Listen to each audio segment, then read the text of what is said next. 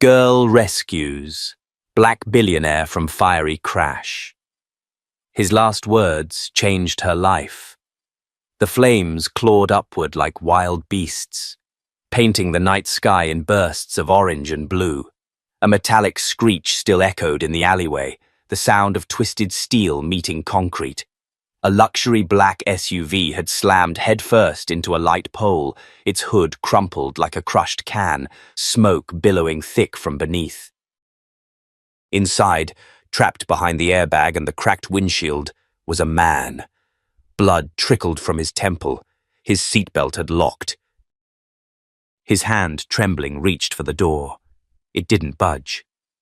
"Please, please don't let me die here," he gasped, his voice barely audible over the hiss of leaking fluid and the low crackle of growing fire. From the shadows, a figure hesitated.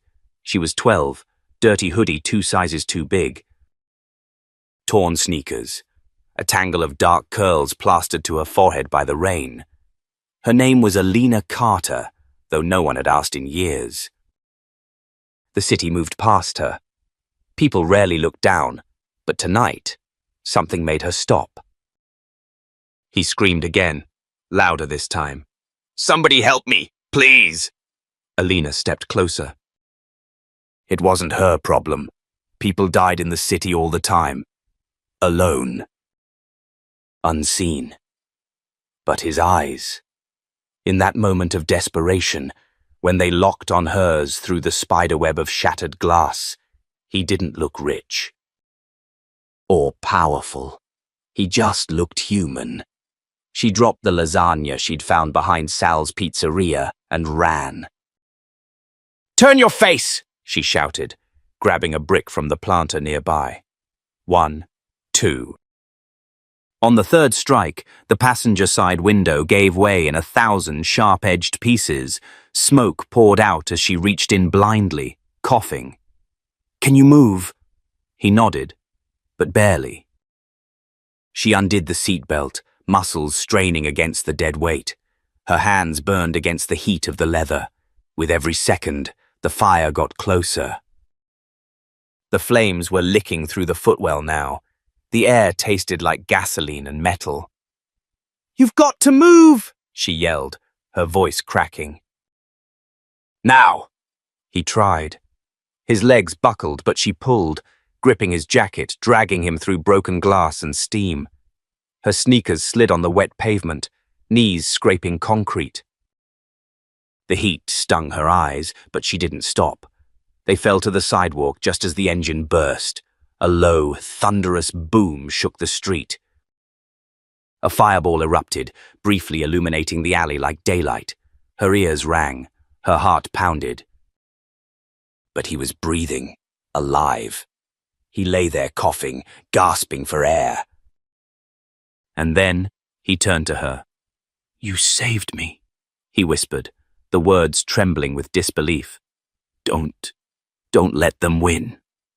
Before she could ask what that meant, his eyes fluttered shut. Sirens wailed in the distance. She ran, not because she was afraid of him. Because the sirens meant cops. Cops meant questions. Questions meant her real name, her lack of ID, and the word she hated most: custody. By the time the first responders arrived, Alina was back in the shadows. Her fingers bled, her chest heaved. But she'd done it. She'd saved someone. A man whose car probably cost more than the entire shelter she ran from at age 9. A man who said something strange. Don't let them win. She didn't even know who them were. She never expected to hear his voice again. But she would. And when she did, it would change everything. 2 days earlier, Alina had found a place to sleep in the shell of an abandoned subway station beneath Wabash Avenue. She called it the Northern Kingdom. Her kingdom. The old lockers were her castle walls. Soda bottle caps she'd collected from garbage cans were currency. The blue ones were rare, water tokens. Red ones were weapons, yellow for gold. Her map of the city lived in her mind, with places she knew to avoid, places where people stared too long, where she'd once lost a backpack, where a man had tried to take her by the wrist. She didn't remember much of her mom anymore, only the perfume. And the final words, "Wait here, baby. I'll be right back." Alina waited. That was 3 years ago. Now she didn't wait for anyone. But tonight. Tonight, she had waited. Waited just long enough to hear that man scream. She hated that part of her. The part that cared. He had soft hands. She remembered that. A thin gold chain around his wrist. But his voice? That was the part she couldn't forget. The way it cracked when he said please, not like begging. Like surrender. Back in her shelter, she rearranged her bottle caps. One blue one was missing. The one that had fallen when she pulled him away. Maybe it was still out there. Maybe someone would find it. Maybe someone would think of her. She shook the thought from her head. Dangerous. Hope always came with strings. The next morning, the city woke up to headlines. Black tech billionaire nearly killed in fiery crash. Marcus Devereaux survives mystery accident. Witness unknown.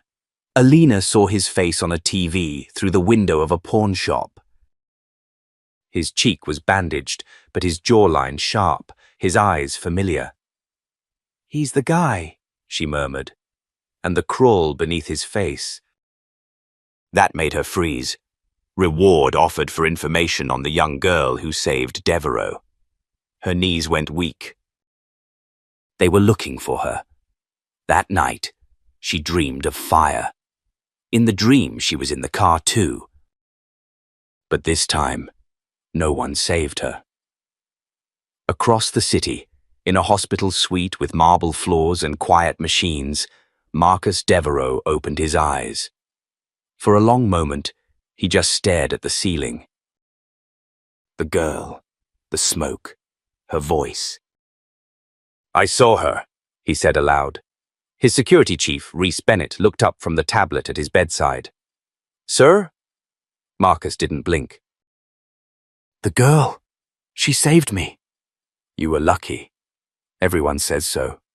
No, Marcus whispered. I was rescued. Rhys sighed.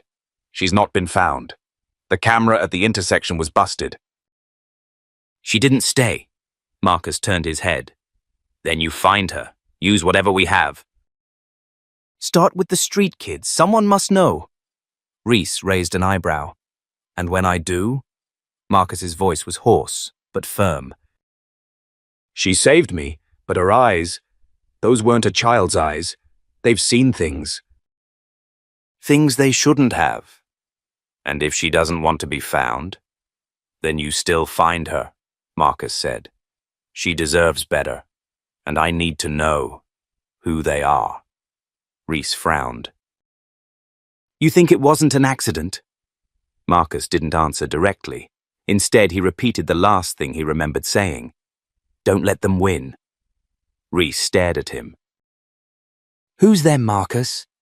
Marcus looked away, voice low. That's what I need her help to remember.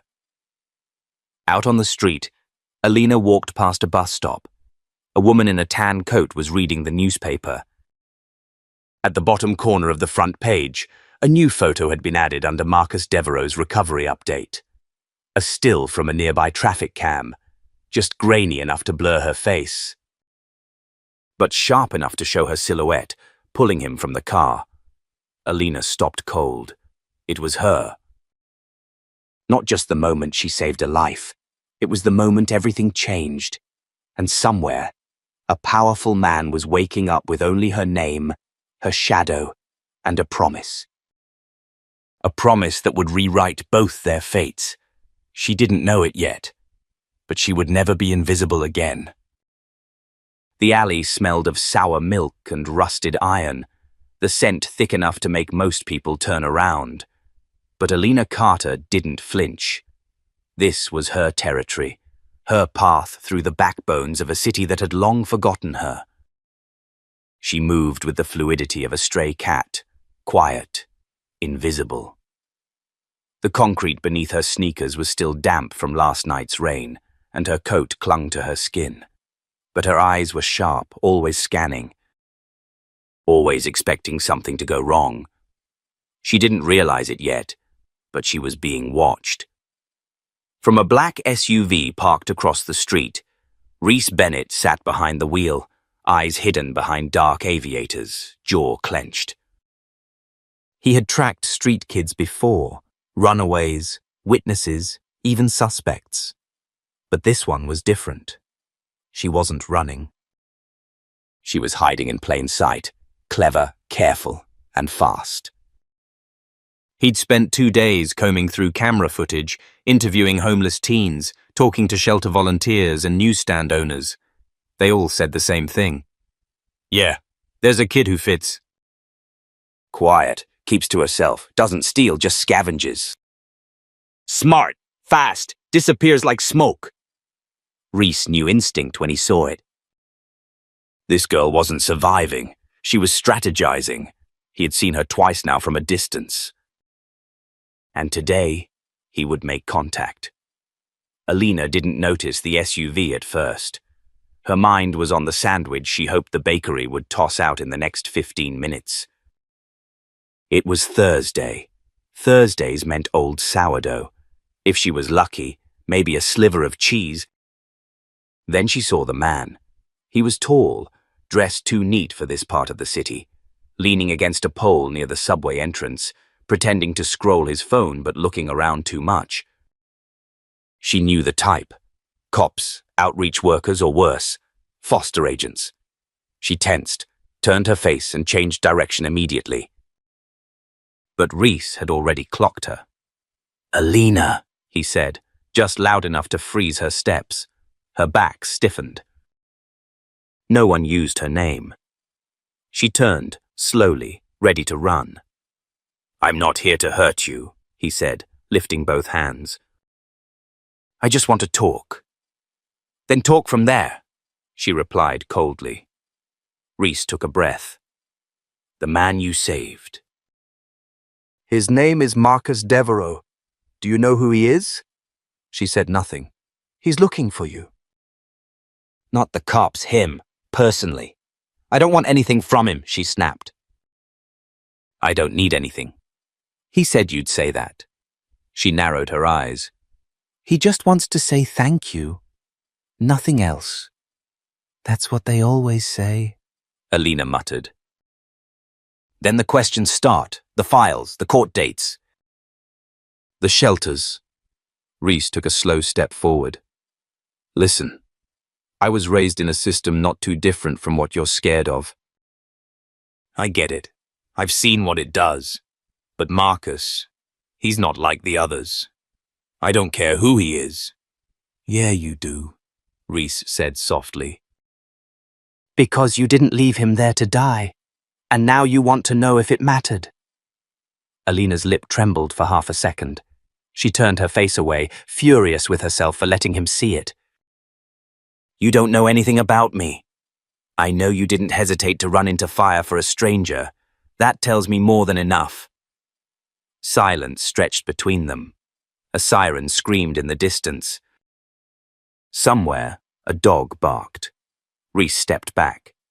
"Here," he said, pulling a folded card from his coat and tossing it onto the pavement near her feet. "If you ever want answers, or a hot meal or a shower, call the number. No questions. No cops." She didn't move. He left. It wasn't until he disappeared around the corner that Alina picked up the card. Private number. No caller ID, just a name. Rhys. Back at Marcus's penthouse, the man himself was pacing. The bandage on his temple was gone now, but a line of red still cut through his hairline.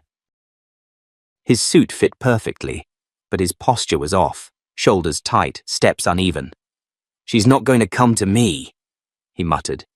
"She's a kid," Rhys replied, pouring 2 fingers of bourbon. "But she's not stupid. Give her space." "You don't understand," Marcus snapped. "That fire, it wasn't an accident." Rhys froze. What? Someone tampered with the car, the brakes, the locking mechanism. The explosion wasn't from impact. It was fuel-fed. Do we have proof? I pulled surveillance data from my own team. No one's saying anything, but I know Richard Lindley's fingerprints are all over this. Reese swore under his breath. You think Richard tried to kill you? Not think, Marcus said. No, I just don't have enough yet to bring it forward. And you think this girl, Alina, could have seen something? She was there. She might have seen the guy who tampered with the car, or the second vehicle that peeled off right before the crash. But even if she didn't, I owe her more than my life. Reese crossed his arms. What are you planning to do if we find her? Marcus turned to the window. The city sprawled beneath them like a circuit board, buzzing and blinking, oblivious.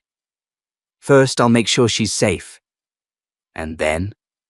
Marcus looked down at the tiny red bottle cap on his desk, the one she dropped pulling him from the wreck. Then I'll find a way to change her life. Whether she wants it or not. The next morning, Alina was gone from her usual haunts. Reese found the bakery trash bin untouched. The newsstand man said he hadn't seen her. Even Sal's pizzeria was missing its usual pizza ghost. She was gone.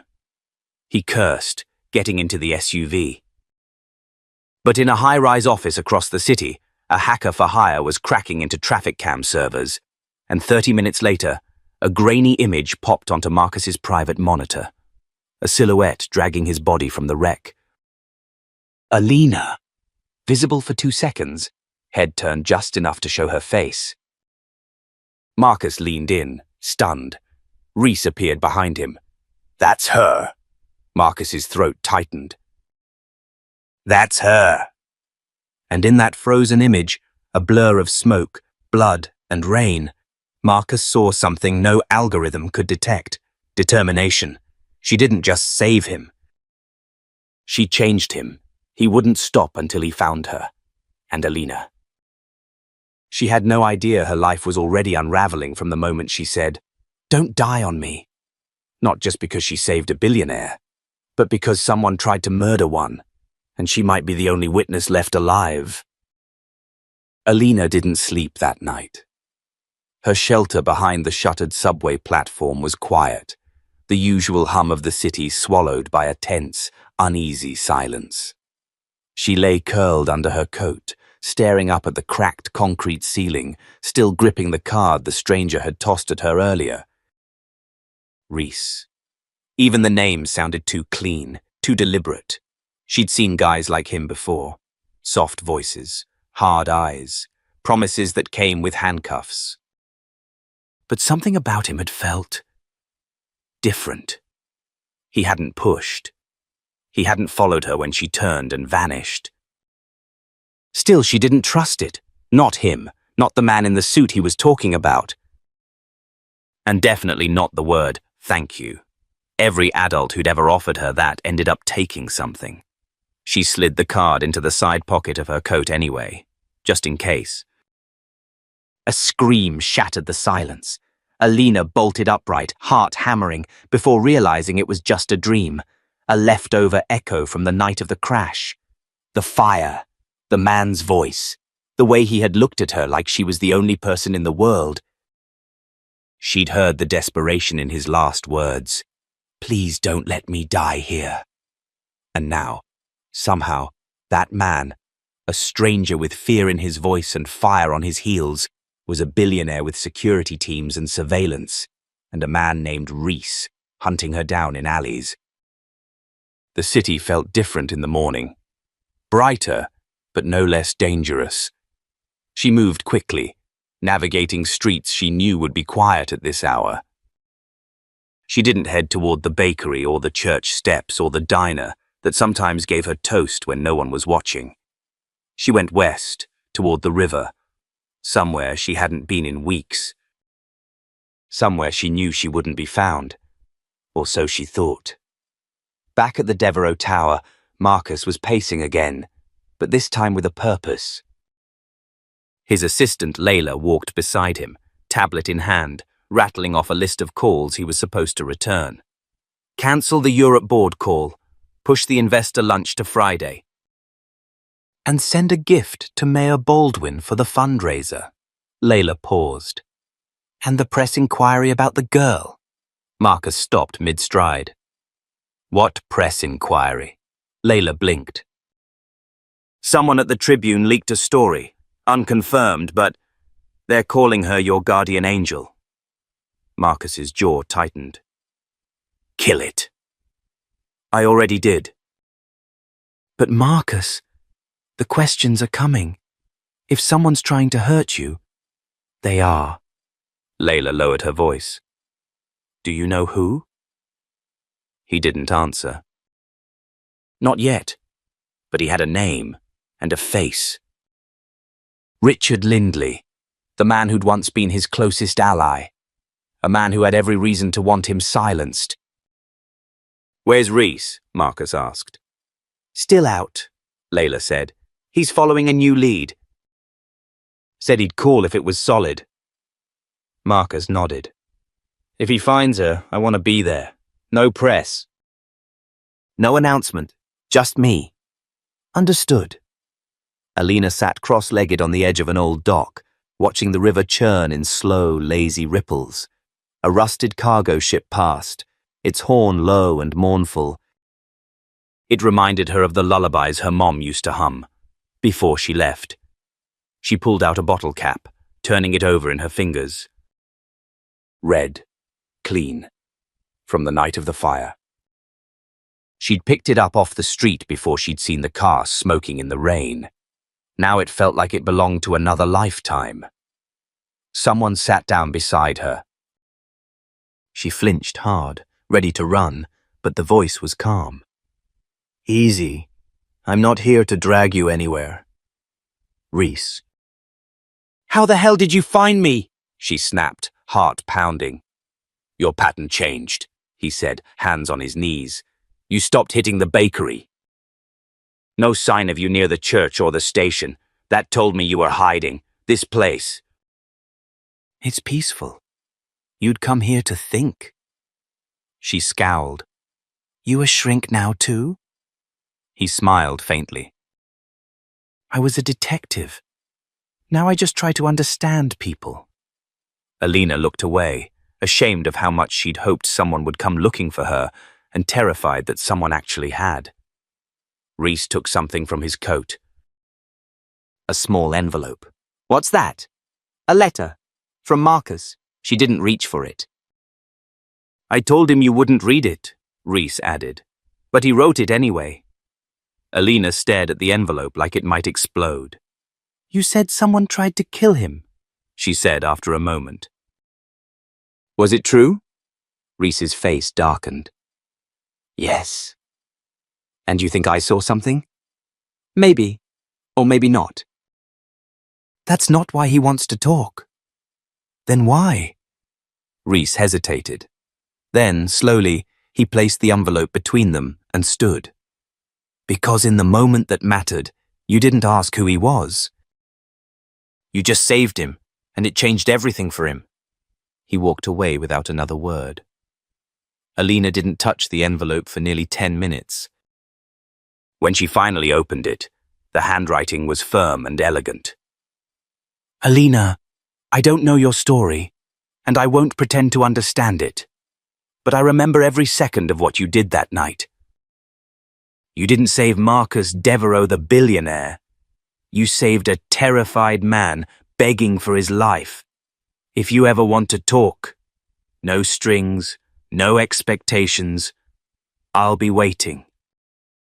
Not because you owe me anything, but because I owe you everything. Marcus.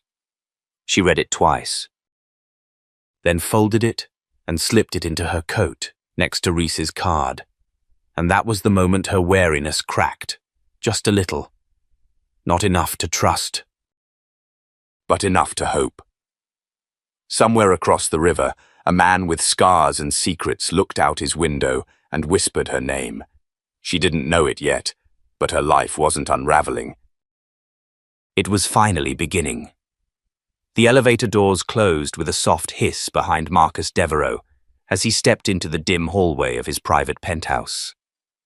The skyline of Chicago stretched endlessly behind the glass walls, but his thoughts were elsewhere.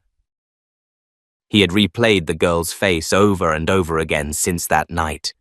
That moment in the car, smoke in his lungs, metal twisted around him, and then, her. She was real. And Reese had found her. Her name's Alina, Reese had told him earlier that morning. Probably around 10 or 11. No family in any system. She lives off-grid. Back alleys, abandoned stations, park benches. Smart. Cautious. But she read your letter. That one sentence had changed everything. Marcus hadn't expected her to write back. He wasn't even sure she could read. But something about her, the steadiness in her eyes, the decisiveness of her actions that night, told him she was no ordinary child. She was surviving in a world that was designed to forget kids like her. Now he just needed to find a way to reach her, and fast, because something else was unraveling. At that very moment, in a boardroom lit with sterile overhead lighting, Richard Lindley, former CFO of Devereaux Industries and Marcus's closest ally before the betrayal, was studying a blueprint on a sleek glass table. His fingers tapped slowly, rhythmically, against the steel pen in his hand. "He knows," said the man across from him. James Harlan, a tech consultant with more loyalty to dollar signs than ethics. "I figured," Richard replied. "But knowing and proving are two different things." "What about the kid?" Richard's eyes narrowed. "What about her?" "The girl who pulled him out. Word is, he's looking for her, personally."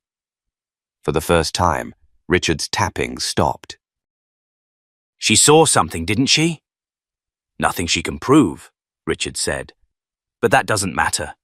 If Marcus brings her forward, sympathy becomes leverage. He turns this from a corporate vendetta into a fairy tale. People eat that stuff up. So what do? We make sure she stays hidden, or better yet, discredited." Back across town, Alina stood on the edge of the Fountain Plaza in Grant Park. She didn't like standing still in one place too long, but this time was different. Reese was supposed to meet her. Somewhere public, somewhere quiet. That's what they'd agreed. The wind whipped her curls into her face, and she pulled her hood tighter. She hated how exposed she felt. She hated how much she'd thought about that letter, but she hadn't run. And when she saw the tall black man in the tailored coat standing across the plaza, alone, she didn't run then, either. Marcus didn't move. He let her come to him. Her steps were slow but deliberate, each one weighed down by a dozen instincts, screaming at her to disappear. But she didn't. When she reached him, they stood in silence for a moment. "I didn't think you'd come," he said finally, his voice low. "I almost didn't." "Why did you?" Alina shrugged. "You wrote it like you meant it." Marcus smiled, but it didn't reach his eyes. "I did." Another pause. She looked him over, no longer bloodied or desperate, now polished, quiet, controlled. He looked like someone who could buy a city block before lunch. "You don't look like you're dying anymore," she said bluntly. "No," he said. "Thanks to you." She squinted. "You keep saying that." "Because it's true." Alina folded her arms. "So what now? You give me a check? A medal?" "I don't want your money." "I'm not here to give you anything," Marcus said. "I'm here to ask if I can help you." "Why?" His answer was quiet but certain. "Because no one helped me when I was a kid." "Not really. And because I think you're a lot like I was. Too smart to be invisible. Too stubborn to stay forgotten." Alina's guard wavered. Not much, but enough. Then she asked the one question she hadn't let herself voice until now. "Was it true? That someone tried to kill you?" Marcus's jaw tightened. Yes. Do you know who? I think so. Are you going to go after them? Marcus met her eyes. Would you? Alina hesitated. If I knew someone tried to end me. Yeah, I'd burn their world down. He smiled at that. I figured you would. She looked down, toes nudging the edge of the stone. You really that rich? He chuckled. Last I checked. Then why meet me here? No cameras? No lawyers, no guards. Because none of those things pulled me out of a burning car. Alina looked up, and this time she didn't flinch. You think I'm special? No, he said. I know you are. She stared at him for another long moment. Then, slowly, cautiously, she reached into her coat and pulled out the red bottle cap. The same one she'd carried since that night. I kept this, she said. Don't know why. Marcus took it gently. I do. A sharp whistle cut through the plaza air. Reese. He approached fast, his face grim. We've got a problem. Marcus tensed. What kind? Your former friend just filed a petition to freeze your personal assets. Claims your mental state is unstable after the accident. What? Alina looked between them. What does that mean? Marcus clenched his jaw. It means he's coming after everything. And if he can prove I'm not fit to run the company, he takes over, Reese finished. Alina narrowed her eyes. And he's the one who tried to kill you? We think so, Marcus said. You got proof? Not yet, Reese said. But if we can trace the tampering on the car. Alina held up a hand. You won't, not from him. He'll cover it all. What do you mean?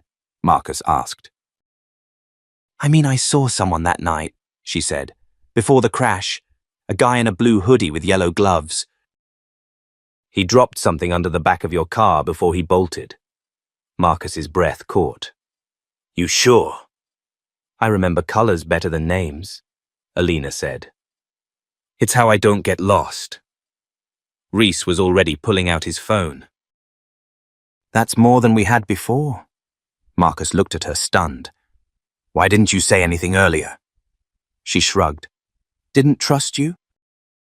Still don't. But, Alina looked at the bottle cap still in his hand. But I think maybe you're not full of it. Yet. It wasn't much. But it was a start. And for Marcus Devereaux, standing in a cold plaza beside a girl who'd saved his life and might now be the key to saving his legacy, it was everything. The night air wrapped around the rooftop like a blanket of silence, broken only by the low hum of traffic far below. Alina sat cross-legged near the edge, arms tucked into her sleeves, her eyes fixed on the horizon. She liked it up here. No one looked down long enough to notice her. No one asked questions. But tonight someone had, and now everything was shifting. Behind her, the glass door to the penthouse slid open with a whisper. Figured I'd find you up here, Marcus said as he stepped out, a soft blanket draped over one arm. He didn't come too close. Just stood at a respectful distance, reading her silence like a seasoned negotiator. I'm not cold, Alina said flatly. Didn't say you were, Marcus replied. He laid the blanket on the nearest bench and lowered himself onto it with a slow grunt. His ribs were still sore. For a moment, they sat in silence again, facing the city. I used to sleep on rooftops too, he said after a while. Alina glanced at him, skeptical. Right. I did, Marcus said, not defensively but quietly. In Atlanta, when I was about your age, ran from foster care.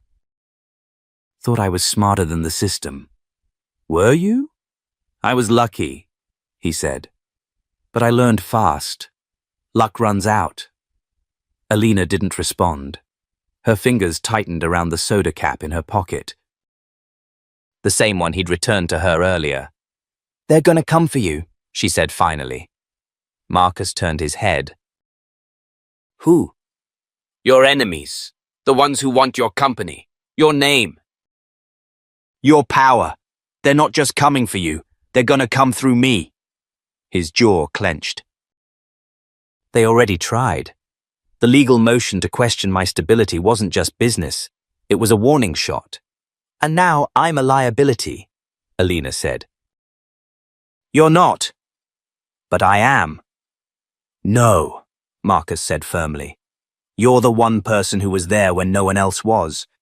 If anything, you're the only reason I still have a shot at fighting this." Alina exhaled slowly, eyes still locked on the skyline. "Then why do I feel like running?" "Because that's what you've always had to do to survive." "I don't want to be used," she said. "Not by you. Not by anyone." Marcus didn't answer right away. Then he reached into his coat and pulled out a small velvet pouch.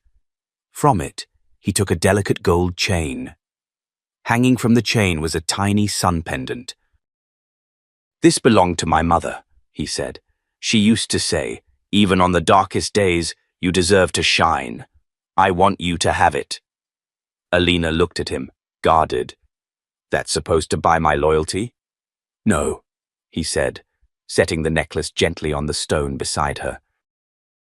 "It's a reminder that you're not just a survivor. You're allowed to be more." They sat there until the cold crept into their bones, until the city quieted.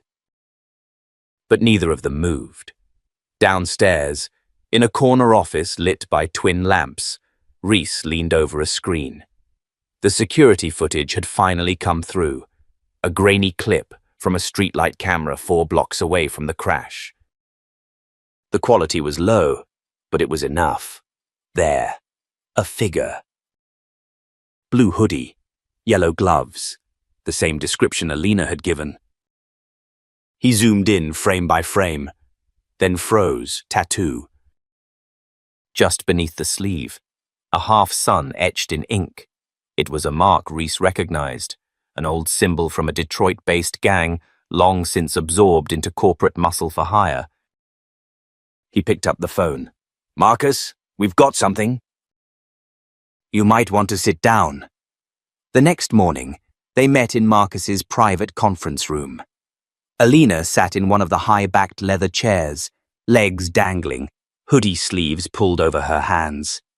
Reese stood at the head of the table, a tablet in hand. "I ran the tattoo through the gang database," he explained. "Pulled from local law enforcement files. Found a match. Name's Dante Fields. Used to do wet work for low-level corporate hits. He's been quiet for a few years, off the radar." "Until now," Marcus said. "Until your brakes failed," Reese confirmed. "Can we tie him to Richard Lindley?" "Not directly," Reese said. But if I pay him a visit," Alina interrupted, "I bet I can get him to talk." Both men looked at her. "No," Marcus said. "Yes," Alina pushed back. "You said it yourself." "I'm the reason you're still alive. Let me help." "You've helped enough," Marcus said. "It's too dangerous." "You said I'm not a liability," she challenged. "I said you're not alone." That silenced her. But the room pulsed with tension, because beneath all the layers, money, suits, scars, they were the same. 2 survivors who didn't know how to stop fighting. "I'll go," Reese said. "I'll keep it quiet." Marcus nodded slowly. "And I want a tale on Lindley." "If he's pulling strings, I want to know who's dancing." "And what about her?" Reese asked, glancing at Alina. "She stays close," Marcus said. "And safe." "I don't do safe," Alina muttered. "You do now." She rolled her eyes but didn't argue further. As the men got to work, Alina stared down at her hands, safe. It felt like a foreign word, but the pendant around her neck glinted under the light, and for the first time in years, she didn't mind the weight of something that wasn't survival, something like belonging. Something like family. The elevator opened to a sterile hallway humming with fluorescent light. Reese stepped out first, his leather jacket zipped to the chin, eyes scanning every door number. Alina followed silently, her hoodie pulled tight over her head, hands stuffed in her pockets. They were in the Faraday apartments, a crumbling complex where the drywall peeled like bark and the ceiling dripped, even when it wasn't raining. Apartment 3C, Reese murmured, glancing at his phone. Dante Fields lives there, if he's still alive. They stopped outside a battered steel door with dents near the handle. Reese reached for his belt, but didn't pull a weapon. Just rested his hand there ready. You let me do the talking, he told Alina. This guy doesn't play nice. Alina raised a brow. What makes you think I do? Reese almost smiled, but knocked twice instead. Short, sharp, deliberate. The kind of knock that said this wasn't a social call. Silence. Then the unmistakable sound of someone cocking a gun. Back off, came a voice from inside, muffled but filled with warning. You're not supposed to find me. Reese pressed forward. Too late for that, Dante. We just want to talk. Another silence, then a click. The door cracked open an inch, secured by a chain. Dante Fields peeked through. His eyes narrowed, locking on Reese. Then on Alina. His face darkened. What's the kid doing here? She's got more courage than half the people I've worked with, Reese replied coolly. We've got questions. You've got answers. The door shut, chain unlatched, and opened again. Inside, the apartment was chaos. Dishes piled in the sink, newspaper clippings on the wall, blackout curtains nailed to the window frames. The TV played static on mute. Dante, in a faded tank top and torn jeans, paced the room like a caged animal. I got nothing to say, he barked, grabbing a half-smoked cigarette from the table. I was paid to vanish. Don't mess that up for me. Paid by who? Reese asked. Dante laughed without humor. You already know. Alina stepped forward before Reese could speak. Richard Lindley. Dante turned to her, eyebrow raised. Smart girl. He wanted Marcus dead, she said, but you failed. I was supposed to rig the brakes, Dante said, shrugging. I did. That was the job. Easy cash. No faces.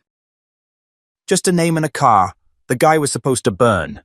Alina's jaw clenched. He didn't, Reese said. Because of her. Dante looked at her again. Something changed in his eyes. Not respect, not sympathy. Just recognition. You were the kid, he said slowly. You pulled him out. Yeah, she said, voice cold. And now I need you to help finish what I started. He blinked. You want him dead? No, she snapped. I want justice. Dante looked genuinely amused. Kid, people like Lindley don't face justice. They write the rules. Reese stepped in. That's where you're wrong. We already have enough to bury him in court, but your testimony would seal it, get him on attempted murder, conspiracy, maybe even racketeering. Dante scoffed. You think I'd survive long enough to testify? Reese pulled a flash drive from his pocket. Give us your statement. We'll protect you. Dante hesitated. Then sighed. Fine, but only because I got a kid in Missouri. Haven't seen her in 3 years. If this means I die with some part of my soul intact, maybe it's worth it. He sat down, lit another cigarette, and began to talk. It took less than 30 minutes. That night, back in the penthouse, Marcus stood at the window, watching the city lights like a general surveying his battlefield. He wore a dark turtleneck and dress pants, sleeves rolled up to his forearms. Beside him, Alina sat curled into a corner of the couch, sketchbook in hand but mostly forgotten. "I never knew who to trust," he said quietly. "Not even my own board. Not until you." Alina didn't look up. "I don't trust you yet. I know," he said, "but I'll earn it." There was a long pause. She finally spoke, softer this time. "Why'd you say those words that night, in the car?" Marcus turned. "What words? Please don't let me die here." He exhaled slowly, crossing the room. "Because I'd spent my whole life thinking power made me untouchable. And in that moment, trapped, helpless, I realized it didn't mean anything. Not if no one cared enough to save me." Alina's eyes flicked up to his. "And you did." She closed the sketchbook. "Yeah." "But I'm not your hero." Marcus sat beside her. "No, but you're the reason I became one." Neither of them smiled. But for the first time, neither of them needed to. They both knew what was coming. The trial. The headlines. The storm. And this time, they wouldn't face it alone. The courtroom buzzed with quiet tension as reporters whispered into microphones and camera shutters clicked in anticipation. Every eye followed Marcus King as he stepped through the side entrance, clad in a sharp grey suit that didn't quite hide the bruise above his collarbone. His face was calm, but beneath that composed exterior, his blood simmered. Today wasn't just about exposing Richard Lindley. It was about reclaiming control over his life and proving publicly that justice could still roar louder than money. Alina entered behind him, not in her usual oversized hoodie, but in a simple navy blue dress and white sneakers. She walked close to Marcus, but didn't hold his hand. She didn't need to. Her presence alone told the world everything it needed to know. She had earned her place beside him. The prosecution began by laying out the facts. The tampered brakes, the rigged door locks, the hired mechanic Dante Fields, whose recorded confession now sat in the court's evidence vault. Lindley, flanked by a stone-faced legal team, looked strangely confident, as if none of this mattered. It wasn't until the judge announced the star witness that the tide shifted. "Your Honor, the prosecution would like to call Mr. Marcus King to the stand." Whispers swept through the gallery. Marcus approached the witness stand and took the oath, his voice low but unwavering. For the next 20 minutes, he answered every question with a blend of precision and restraint, describing the night of the crash, the fire, the fear, and the small figure who pulled him out of death's grip. His voice only cracked once, when he said her name. "She didn't ask for anything," Marcus told the jury. "No reward, no recognition. She saved me because it was the right thing to do. And I stand here today because of her." Then came the cross-examination. Lindley's lead attorney, Charles Harlan, was a tall man with a predator's poise and a mouth made for deflection. He leaned on the stand like a man preparing to crush a narrative. "Mr. King, are you saying a homeless child just happened to be nearby, saw your $1 million car on fire and pulled you out with no help?" "Yes." "No police report filed by her, no hospital admission?" "No identity confirmation. Just your word?" "Yes." "You expect this court to believe that the most powerful black businessman in Atlanta was saved by a nameless, faceless child?" "She has a name," Marcus said. "Alina." The gallery murmured. "And where is this Alina now?" Before Marcus could respond, a voice rang from the back of the room. "Here!" Every head turned. Alina stood, her chin raised, hands by her sides.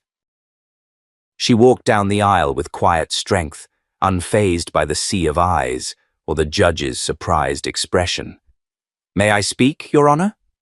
The judge hesitated, then nodded. Alina stepped onto the witness stand, standing tall. She didn't wait to be sworn in. "My name is Alina Jordan. I'm 14. I've been homeless for 4 years. And yes, I pulled him out of that car. I don't care if anyone believes it. I know what I did, so does he. The judge raised a hand. Miss Jordan, you'll need to take the oath before continuing. She did, then locked eyes with Harlan. You want evidence? She said, voice sharp. I've got the scars from the broken glass, the shoes I wore that night, still soaked with smoke, but none of that matters. What matters is that your client tried to kill a man, and he failed, and I'm not hiding anymore. A beat of stunned silence fell over the courtroom. Then Harlan smirked. And what exactly are you now? His adopted daughter? His spokesperson? Alina didn't flinch. I'm the reason your client's not a murderer. The courtroom erupted. The judge had to bang his gavel 3 times to restore order. Outside, the story spread like wildfire. Teen street girl confronts billionaire's would-be killer in court. Inside, Marcus watched her, not with pride, but with awe. She hadn't just stood up for him. She had stood up for herself, and for every invisible kid who had been taught to stay silent. After court adjourned for the day, Marcus caught up with her outside the courthouse steps. She stood facing the crowd, cameras, reporters, strangers chanting her name. You didn't have to do that, he said softly, pulling her to the side. Yes, I did, she replied. They needed to see me. He nodded, emotion flickering behind his eyes. They did, and I've never seen anything braver.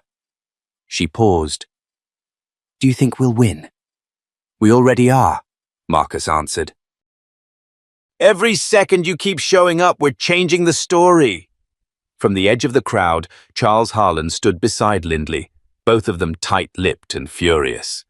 Alina glanced their way. Let them watch, she said.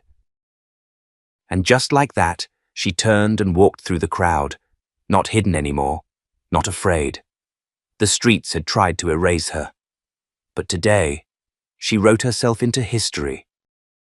The verdict came on a rainy afternoon, fitting somehow, like the storm that started everything.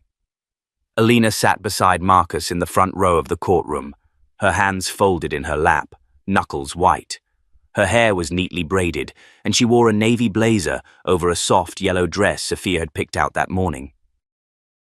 The rain streaked down the windows behind the jury box, washing the city in muted grey. But inside, every breath in the courtroom was held in a suspended silence. All rise. The jury filed in, their expressions unreadable. Marcus reached over, his pinky gently brushing against Alina's hand.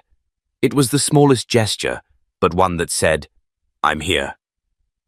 The judge nodded to the foreman. Has the jury reached a verdict? Yes, Your Honor. In the case of the state versus Richard Lindley, on the charge of attempted murder, how do you find the defendant? Guilty. A collective gasp swept through the courtroom. Alina's body stiffened, her breath catching in her throat. On the charge of conspiracy to commit a felony? Guilty. Marcus closed his eyes for a brief second. The air, thick with months of tension, seemed to lift. Lindley sat motionless, pale, his hands clenched on the defense table. His lawyer placed a hand on his arm, whispering something, but the man didn't respond. All the arrogance that once oozed from his every word had drained from his face. What remained was a man stripped of power, reputation, and certainty. The judge thanked the jury and scheduled the sentencing for the following month. Lindley was remanded without bail, but as the courtroom slowly emptied, one moment burned brighter than any verdict. A young woman in a yellow dress stepped forward to face the cameras. No press team, no lawyers. Just Alina Jordan. I didn't come here to be famous, she said, her voice calm but firm. I didn't save a billionaire expecting anything in return. I did it because it was right, because I knew what it felt like to be left behind. I don't want to be invisible anymore, and I don't want any other kid like me to feel like they are either. Behind her, Marcus stood quietly, letting her take center stage. Alina continued. This isn't just about one man trying to get revenge. It's about what happens when people in power think they can get away with anything. But not anymore. Not today. As the cameras snapped and the microphones leaned in closer, she finished simply, My name is Alina Jordan, and I'm not hiding anymore. The weeks that followed were a whirlwind. News stations ran features on the girl who saved a billionaire. Talk shows asked for interviews. Offers flooded in, from book agents, publicists, non-profits. But Alina only said yes to one thing, starting something of her own. The Jordan Initiative launched with funding from the Marcus King Foundation. Its mission was clear, to create safe spaces for homeless youth, especially girls, and to teach them the skills to survive and thrive on their own terms. The first youth center opened in East Atlanta, inside a renovated warehouse not far from the alley where Alina once scavenged for food. It had showers, warm beds, lockers for personal belongings, and most importantly, a room with walls covered in drawings. Marcus kept his promise, stepping back when needed, stepping forward when asked. He became her legal guardian first. Her father eventually. And somewhere along the way, the penthouse didn't feel so cold anymore. One night, as they stood on the balcony overlooking the skyline, Alina handed him a folded piece of paper. "What's this?" he asked, unfolding it. A drawing. A house, this time with a garden and 3 stick figures, one tall, one medium, one small. And above them, in looping letters, were the words, "Home isn't a place. It's a choice." Marcus felt something settle in his chest. Something he didn't know had still been missing. He looked at her, eyes misty. "You changed my life," he said. She smiled. "You changed mine first." To those watching this story, maybe you're like Marcus, someone with everything but still searching for something real. Or maybe you're like Alina, fighting every day to be seen, to be heard, to matter. This story isn't just about a billionaire or a girl who saved him. It's about how one choice, one act of courage, can rewrite the entire narrative. How justice isn't always served in courtrooms, but sometimes in silence, in survival, in love. If this story moved you, subscribe to the channel and turn on notifications so you don't miss what comes next. Share it. Let someone who needs it hear Alina's voice. Because sometimes all it takes is one spark to light up a whole city.